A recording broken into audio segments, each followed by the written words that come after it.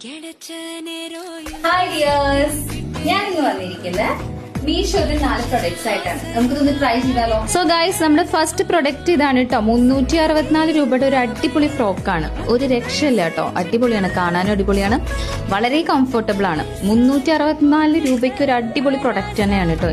നമ്മുടെ second product ഞാൻ മോന് വാങ്ങിയ ഒരു കോട്ട് സെറ്റ് ആണ്. 237 രൂപയാണ് കേട്ടോ ഈ കോട്ട് സെറ്റിന്. ഇതിന്റെ സൈസ് വരുന്നത് 4 years to 5 years ആണ്.